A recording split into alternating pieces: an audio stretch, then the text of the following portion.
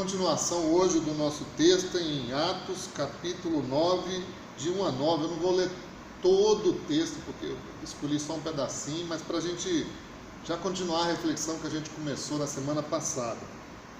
Saulo, respirando ainda ameaças de morte contra os discípulos do Senhor, dirigiu-se ao sumo sacerdote, foi pedir-lhe cartas para as sinagogas de Damasco, a fim de poder trazer para Jerusalém presos os que lá encontrasse perseguindo ao caminho, quer homens, quer mulheres.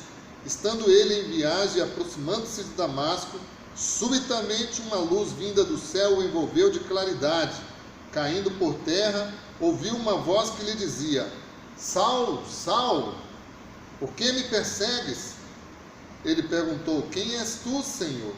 E a resposta: Eu sou Jesus, a quem tu persegues. Mas levanta-te, entra na cidade, e te dirão o que deves fazer. Os homens que com ele viajavam detiveram-se emudecidos de espanto, ouvindo a voz, mas não vendo ninguém. Saulo ergueu-se do chão, mas embora tivesse os olhos abertos, não via nada. Conduzindo-o então pela mão, fizeram-no entrar em Damasco. Esteve 3 dias sem ver e nada comeu nem bebeu. Palavra do Senhor, graças a Deus.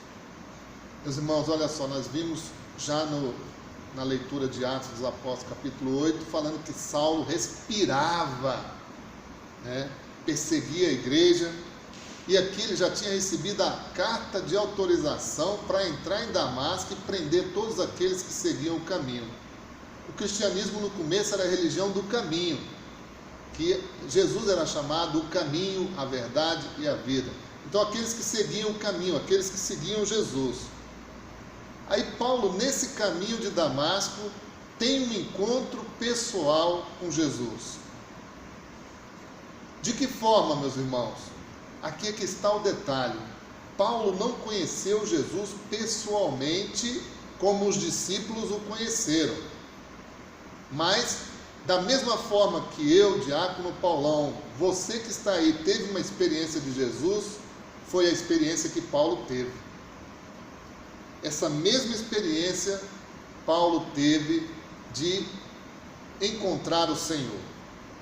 Essa foi a experiência dele. No caminho de Damasco, na perseguição, no caminho da perseguição, ele encontra o Senhor. E muitas vezes é assim que Deus chama a gente. Eu me lembro aqui o Padre Léo dizendo que ele teve um encontro com Jesus quando separava, fazia o último cigarro de maconha. Então Deus chama a gente em momentos inesperáveis, momentos que a gente nunca imagina. E aí ele entra em Damasco. Aqui começa o caminho de Paulo, o caminho de uma nova vida. Ele que achava que estava cumprindo rigorosamente a lei, fazendo a vontade de Deus, agora há uma conversão, há uma metanoia, uma mudança de mentalidade na vida dele.